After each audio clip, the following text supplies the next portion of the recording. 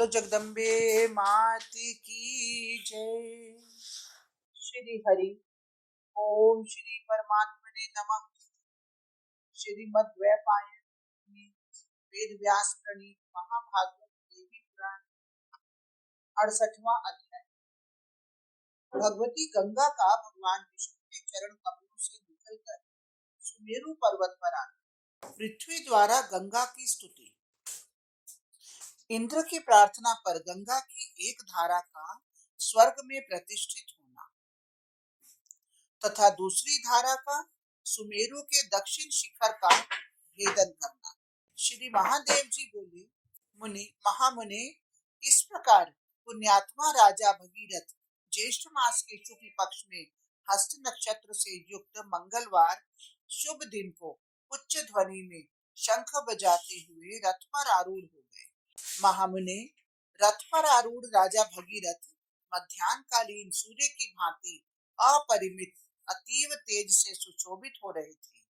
वे सभी आभूषणों से संपन्न, मस्तक पर उज्जवल मुकुट धारण किए हुए, तेज संपन्न, सुंदर श्याम वर्ण वाले, राजाओं में श्रेष्ठ राजर्षि, कमल की भांति प्रसन्न मुख वाले, सुविभक्त, केश राशि से विभूषित बलि राजाओं में श्रेष्ठ और धन्य भाग थे। उनका रथ स्वच्छ, कांति युक्त, विभिन्न रत्नों से सुशोभित, सुमेरु श्रृंग के समान विशाल और अपनी अत्यधिक कांति से सुशोभित था। राजा का वह महान रथ सूर्य के रथ के समान स्वर्ण अलंकारों से सुशोभित घोड़ों और विभिन्न ध्वज पताकाओं से सुसज्जित था। तदंतर पृथ्वी दिव्य रूप वाले नृपश्रेष्ठ भगीरथ को भूमि पर गंगा का अवतरण कराने वाला जानकर उनके सम्मुख प्रकट हो गए। मुनि श्रेष्ठ, धर्मात्मा राजा भगीरथ को नमस्कार कर पृथ्वी ने राजा से इस प्रकार सुंदर वचन कहा। पृथ्वी बोली, राजन, आप पृथ्वी पालक महात्मा तथा साक्षात धर्म स्वरूप हैं। मुझे ज्ञात हुआ है कि आप सगर के वंशज अपने पितरों के उद्धार के लिए भगवान विष्णु के शरीर में स्थित धन्य पवित्रतम गंगा को वहां लाएंगे जहां आपके पूर्वज भस्म रूप में अवस्थित हैं। इसलिए भूपते, मैं आपसे प्रार्थना करती हूँ कि आप पुण्यात्मा वैसा करें जिससे वे गंगा चारों दिशाओं में समुद्र पर्यंत चारों धाराओं में होकर मुझे पवित्र करती रहे। राजा बोले, जब वे शांभवी महाशक्ति द्रव रूप होकर भगवान विष्णु के पद कमल से निकलकर मेरु श्रृंग को प्राप्त करेंगी, तब आप भी सुरेश्वरी भगवती की आराधना कीजिएगा। मैं भी आपके लिए विशेष रूप से उनसे प्रार्थना करूंगा। तब आपके लिए वे मनोवांछित फल देने वाली होंगी। मैं उन्हें पृथ्वी पर लाने का संकल्प करके स्वर्ग में जा रहा हूँ। आप भी उन श्रेष्ठ भगवती की भक्ति पूर्वक प्रार्थना करने के लिए वहां आवे। श्री महादेव जी बोले, मुने, खिले हुए कमल के समान मुख वाली उन पृथ्वी ने राजा भगीरथ के साथ ही स्वर्ग में जाने का दृढ़ निश्चय किया। तब रथियों में श्रेष्ठ राजा ने सारथी से कहा, महाबली, रथ को शीघ्रता से चलाओ और स्वर्ग लोक में ले चलो। मुनि श्रेष्ठ, सारथी ने वायु तुल्य तीव्र वेग वाले उत्तम घोड़ों को तुरंत चलाया। तब वह उत्तम रथ मेरु श्रृंग पर सहसा पहुंच गया। तदंतर राजा ने प्रलयकालीन घन गर्जन के समान महाशंख बजाया। जब शंख की ध्वनि वैकुंठ धाम को प्राप्त हुई, तब नीर रूपिणी परा प्रकृति भगवती गंगा द्रव रूप में होकर भगवान विष्णु के पद कमल से निकलकर कल कल ध्वनि करती हुई वेग पूर्वक मेरु श्रृंग पर गिरी। तब अति प्रसन्न राजा जल धारा रूपी गंगा को देखकर कृतकृत्य हो गए और शंख बजाना छोड़कर नाचने लगे। शंख की ध्वनि शांत हो जाने पर भगवती गंगा ने भी अपने वेग को छोड़कर मेरु पर्वत के शिखर पर कुछ समय तक विश्राम किया। उसी समय पृथ्वी त्रैलोक्य पावनी गंगा के समीप आकर इस त्रिलोक से गंगा के समीप आकर इस स्तोत्र से भक्ति पूर्वक उनकी स्तुति करने लगी।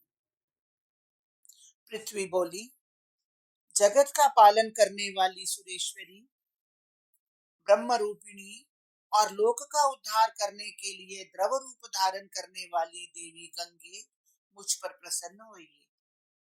जो व्यक्ति भक्ति अथवा अभक्ति से भी आपके जल कण का स्पर्श करता है, वह भी मुक्ति को प्राप्त करता है।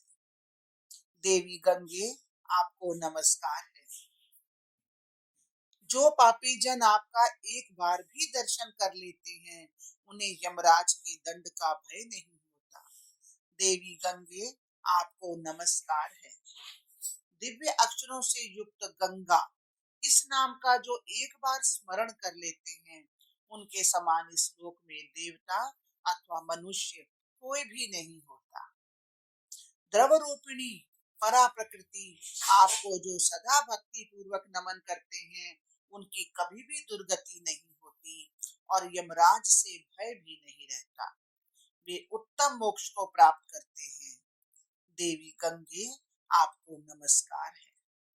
आप एकमात्र परम शक्ति हैं, सभी प्राणियों के हृदय में वास करती हैं, अविद्या को दूर करने वाली विद्या स्वरूपिणी हैं। देवी गंगे, आपको नमस्कार है। आप अविद्या को धारण करने वाली विद्या स्वरूपा भगवान विष्णु के विग्रह में वास करती हैं तथा भगवान विष्णु के चरण कमल से उत्पन्न हुई हैं। देवी गंगे, आपको नमस्कार है। देवी, आप विश्वात्मा भगवान शंकर के ध्यान में लगी रहने वाली और गिरिराज पुत्री हैं। जिनकी आप में भक्ति, प्रीति, श्रद्धा और बुद्धि है, उन्हें कभी भी मृत्यु का भय नहीं होता।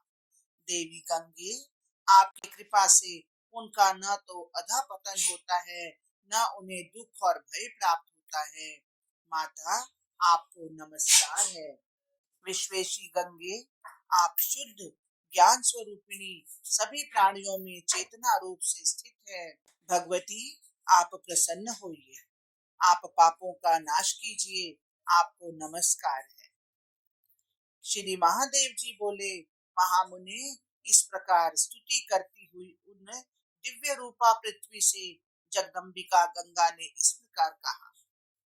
गंगा बोली, धरणी, क्षिते, आप मुझसे क्या मांगती हैं? वह अपना वांछित मुझे बताएं। मुझे द्रव रूपिणी को देखकर आप किस लिए स्तुति कर रही हैं? पृथ्वी बोली, आप महात्मा राजा भगीरथ पर कृपा करके पूर्व काल में महाराजा सगर के महायज्ञ में मुनि के शाप से जहां इनके पूर्वज भस्मीभूत हैं, उस विवर की ओर प्रस्थान कर रही हैं। सुरेश्वरी, सरित श्रेष्ठे, मैं आपसे यही प्रार्थना करती हूँ कि आप समुद्र पर्यंत चारों दिशाओं में चारों धाराओं में विभक्त होकर मेरे तल पर विहार करके मेरे इस शरीर को पवित्र कीजिए। गंगा जी बोली, राजा भगीरथ द्वारा स्तुति किए जाने पर भगवान विष्णु के चरण कमल को छोड़कर मैं आई हूँ। अतः उन भगीरथ की इच्छा के अतिरिक्त कुछ भी करने में मैं समक्ष नहीं हूँ। अतः उन भगीरथ की इच्छा के अतिरिक्त कुछ भी करने में मैं सक्षम नहीं हूँ। श्री महादेव जी बोले, तब तब राजा भगीरथ ने पृथ्वी के हित की इच्छा से साष्टांग प्रणाम करके उत्तम वेग वाली गंगा से इस प्रकार कहा। राजा बोले, महाभागा, पुण्या, पुण्यतमों में श्रेष्ठतमा और सुर वंदिता माँ गंगे, इन पृथ्वी पर आप कृपा कीजिए। श्री महादेव जी बोले, महामुनि, महाबुद्धिमान राजा के इस प्रकार के विचार को जानकर त्रैलोक्य पावनी जगन माता गंगा पश्चिम, उत्तर और पूर्व दिशाओं में 3 धाराओं में विभक्त होकर स्वर्ग लोक से चल पड़ी। दक्षिण दिशा की ओर राजा भगीरथ के पथ का अनुगमन करती हुई एक दूसरी तीव्र धारा स्वर्ग में सुशोभित हुई। सुर तरंगिणी की वह धारा स्वर्ग को आप्लावित करती हुई दक्षिणाभिमुखी होकर तीव्र वेग से कुछ दूर तक चली। आगे आगे मध्याह्नकालीन सूर्य की भांति कांतिमान राजा भगीरथ अद्वितीय रथ पर आरूढ़ होकर शंख बजाते हुए चले।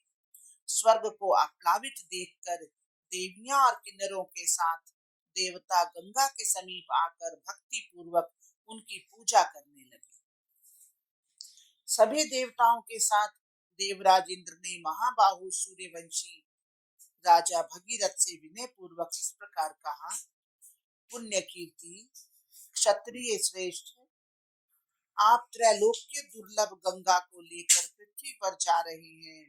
महाभाग, कुछ क्षण रुककर हमारी बात सुन लीजिए।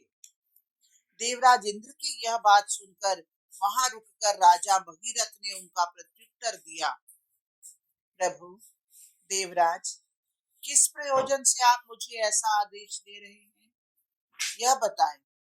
मैं आपकी आज्ञा के अधीन हूँ, मैं वैसा ही करूंगा। देवराज बोले, राजन, ब्रह्मादि देवताओं के लिए भी अत्यंत दुर्लभ गंगा आपके द्वारा लाई गई है। आप उन संपूर्ण गंगा को पृथ्वी पर ही क्यों ले जा रहे हैं? गंगा की एक सुंदर ललित धारा स्वर्ग में भी रहे। मृत्यु लोक की भांति स्वर्ग लोक में भी आपकी कीर्ति सुशोभित हो। श्री महादेव जी बोले, महामुने, देवराज इंद्र की यह बात सुनकर राजा भगीरथ भगवती गंगा की वहीं पर प्रार्थना करने लगे। माता गंगे, महाभागे, आपकी एक ललित धारा देवताओं को पवित्र करने के लिए स्वर्ग में भी रहे। तब राजा के इस प्रकार प्रार्थना करने पर द्रवमयी गंगा दूसरी महाधारा के रूप में परिणित होकर उत्तर दिशा की ओर चल पड़ी। मुने, स्वर्ग लोक को पवित्र करने वाली वह महापुण्यमयी धारा मंदाकिनी के नाम से विख्यात होकर स्वर्ग लोक में प्रतिष्ठित हो गई। वहां गंधर्वों सहित सभी देवता ऋषिगण अत्यंत आदर के साथ नित्य स्नान और अवगाहन करते हैं। राजा भगीरथ ने पुनः रथ पर शंख बजाकर भगवती गंगा को पीछे करके दक्षिण दिशा की ओर प्रस्थान किया। सुमेरु पर्वत के दक्षिण शिखर को प्राप्त कर और उसे ऊंचा देखकर महाबाहु राजा भगीरथ ने हाथ जोड़कर भगवती गंगा से कहा, माता शिवे, मैं इस महाशिखर को भेद कर आपको पृथ्वी पर कैसे ले चलूं? सुरोत्तमे, वह मुझे बताइए। गंगा जी बोली, राजन, मैं यहाँ रुकती हूँ। आप इस रथ से गिरि शिखर को पार कर दक्षिण भाग की ओर चले जाइए। वहां आपके द्वारा ऊंची ध्वनि में शंख बजाने पर मैं तीव्र वेग से पर्वत के शिखर को भेद कर आपके रथ मार्ग का अनुसरण करके निश्चित ही पीछे पीछे आ जाऊंगी। श्री महादेव जी बोले, इस प्रकार गंगा की आज्ञा से राजा भगीरथ पर्वत के शिखर को पार कर तीव्र वेग वाले रथ से दक्षिण भाग में आ गए। वहां उन्होंने प्रलयकालीन मेघ गर्जन के समान महान शंख ध्वनि की। उससे घोर शब्द हुआ, जिससे नभो मंडल व्याप्त हो गया। परम वेगिनी भगवती गंगा उस घोर नाद को सुनकर सुमेरु पर्वत के दक्षिण शिखर को भेद कर स्वयं अवतरित हो गईं। हरिओम तत्सत, हरिओम तत्सत। इस प्रकार श्री महाभागवत महापुराण के अंतर्गत श्री महादेव नारद संवाद में गंगा निर्गमन मेरोर दक्षिण श्रृंग भेद ना निर्गमन नामक 68वां अध्याय पूर्ण हुआ। बोलो जगदम्बे मात की जय। महाभागवत देवी पुराण 69वां अध्याय। भगवान शंकर के जटाजूट से निकलकर गंगा का भूतल पर आगमन, मैना और हिमालय द्वारा उनका पूजन। श्री महादेव जी बोले, ज्येष्ठ मास के शुक्ल पक्ष की दशमी तिथि को महापापी जनों के भी उद्धार के लिए भगवती गंगा प्रकट हुई। मुनि श्रेष्ठ, उस तिथि में गंगा में स्नान, दान और तप करने से महान पुण्य फल की प्राप्ति होती और उसी तरह महापातकों का नाश होता है। मुने, उस दिन गंगा 10 जन्मों में अर्जित पापों का नाश करती हैं। इसलिए वह दशमी दशहरा तिथि कहलाती है। हस्त नक्षत्र और मंगलवार का दशमी तिथि के साथ योग होने पर स्नान और अवगाहन करने वाले मनुष्यों के 10 जन्मों में संचित 10 प्रकार के पापों का भागीरथी स्वयं नाश कर देती हैं। इसलिए महापापों से मुक्ति चाहने वाले सभी देहधारियों को प्रयत्न पूर्वक गंगा में स्नान करना चाहिए। तदंतर महावेगवती भगवती गंगा स्वर्ग से निकलकर राजा के रथ का अनुगमन करती हुई दक्षिण दिशा में आई। मार्ग में देवर्षि, गंधर्वों और मनुष्यों द्वारा विभिन्न प्रकार के पुष्प समूहों, बिल्व पत्रों, अक्षत और सुंदर दुर्वा दलों आदि से परम भक्ति पूर्वक भगवती गंगा की पूजा की गई। उन पुष्पों से शोभायमान शुद्ध स्फटिक के समान कांति वाली सुर तरंगिनी, वेगवती, भीषण ध्वनि करने वाली और फेनों से सुशोभित भगवती गंगा दुर्भेद्य दुर्गम पर्वतों को पार कर हाथी सिंहों को भगाती हुई विशाल निषद नामक तथा हेमकूट पर्वत को पार कर हिमालय की सन्निधि में आ गई। वहां आकर फेन राशि से अद्भुत प्रतीत होने वाली महावेगवती गंगा भगवान शंकर के मस्तक पर आसीन होने के लिए सुशोभित होने लगी। मुने, इस प्रकार भगवती गंगा को निकट आया हुआ जानकर भगवान शंकर मस्तक पर विस्तृत जटाओं का सेतु बांधकर उन्हें सिर पर धारण करने के लिए हिमालय के शिखर पर इधर उधर विराजमान हो गए। महामते, ज्येष्ठ मास की पूर्णिमा तिथि को मध्याह्न में गंगा भगवान शंभु के मस्तक पर वेग पूर्वक पहुंच गई। गंगा को अपने मस्तक पर आई हुई जानकर पूर्णात्मा जगदीश्वर परमानंद स्वरूप गंगाधर आनंद पूर्वक नृत्य करने लगे। भगवान शंकर का नृत्य देखकर उनके पार्श्वस्थ करोड़ों करोड़ प्रमथ गण भी प्रसन्न होकर नाचने लगे। भगवती गंगा भगवान शंकर के मस्तक को प्राप्त कर परमानंदित होकर फेन और पुष्प समूहों से सुशोभित हो नाना तरंगों से युक्त होकर विचरण करने लगी। तदंतर राजा भगीरथ पीछे की ओर भगवती गंगा से रहित दिशा को देखकर तथा देवाधिदेव भगवान शंकर को नाचते हुए देखकर अत्यंत चिंतातुर हो गए। तब राजा भगीरथ ने भगवान शंकर के मस्तक पर भगवती गंगा के महानाद को सुनकर यह माना कि वे अत्यंत कोपवती गंगा भगवान शिव के मस्तक पर पहुंच गई हैं। तत्पश्चात राजा भगीरथ ने महाध्वनि वाला शंख बजाया, जिसे सुनकर गंगा बाहर निकलने का मार्ग खोजती हुई विचरण करने लगी। मुने, राजा भगीरथ को वशवर्तिनी महावेगवती महानदी भगवती गंगा ने शंख की ध्वनि से आकर्षित होकर बाहर निकलने का मार्ग न प्राप्त कर भगवान शिव के मस्तक पर 1 वर्ष का समय बिता दिया। सूर्य वंश दीपक धर्मात्मा राजा भगीरथ ने नाचते हुए भगवान सदाशिव को साष्टांग प्रणाम कर हाथ जोड़कर कहा। राजा बोले, शरणागतों पर कृपा करने वाले जगद्वंद देवाधिदेव, मेरे पितरों का उद्धार करने के लिए अपने मस्तक से भगवती गंगा को मुझे प्रदान कर दीजिए। आपने ही मुझे वरदान दिया था और कहा था, त्रिपथगा गंगा स्वयं विवत स्थान पर पहुंचकर तुम्हारे पूर्वजों का उद्धार करेंगी।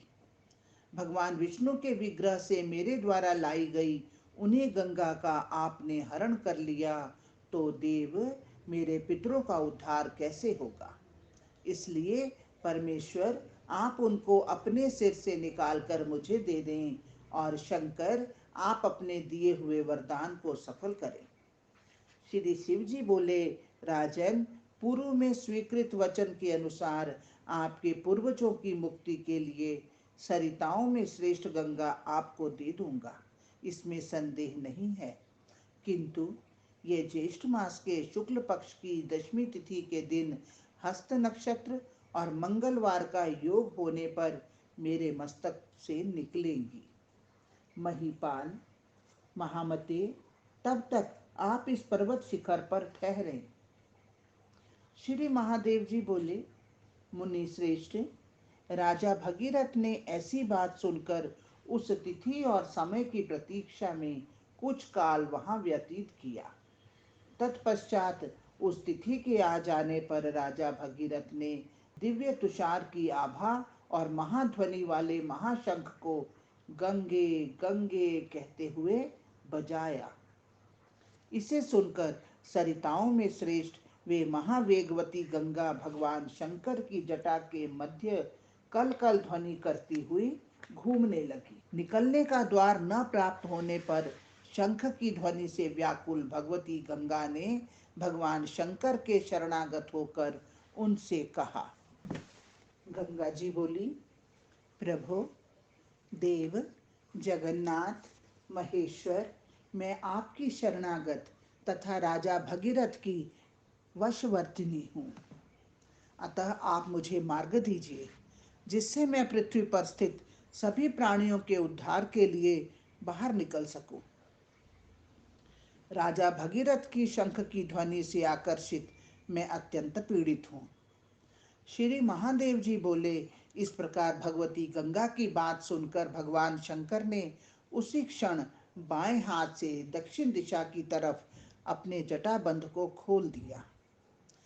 तदंतर वे भगवती गंगा घोर गर्जना करती हुई भगवान शंभु के सिर से निकलकर अत्यधिक तीव्र गति से दक्षिण दिशा में राजा भगीरथ के रथ की ओर चल पड़ी। मुनि श्रेष्ठ, राजा भगीरथ भी महाशब्द वाले शंख को बजाते हुए स्वर्ण परिष्कृत रथ को वेग पूर्वक चलाने लगे।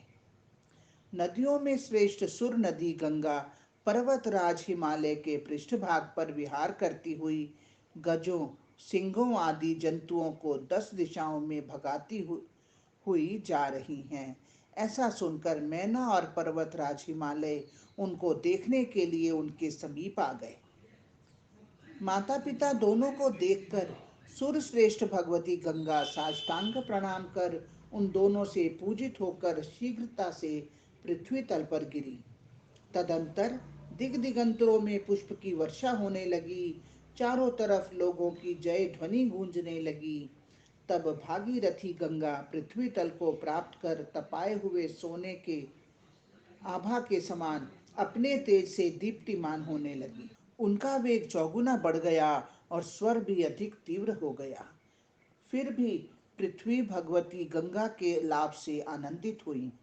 मुने, वेगवती गंगा रथ से बने हुए मार्ग को खोजती हुई अपनी कल कल ध्वनि के साथ दक्षिण दिशा की ओर चल पड़ी। शाल, चिरौंजी आदि समस्त वृक्षों तथा द्रोण पुष्प के वनों और नगर, ग्राम और गृह आदि को चारों तरफ से आप्लावित करके देवर्षियों के द्वारा स्तुत होती हुई राजा भगीरथ की वशवर्तिनी महादेवी भगवती गंगा उनके पीछे पीछे तीव्र गति से बहने लगी। हरिओम तत्सत, हरिओम तत्सत। इस प्रकार श्री महाभागवत महापुराण के अंतर्गत भगवान शंकर के जटाजूट का भेदन करके मैना और हिमाचल के दर्शन और पूजन के बाद भू पृष्ठागमन नामक उत्तर 69वां अध्याय पूर्ण हुआ।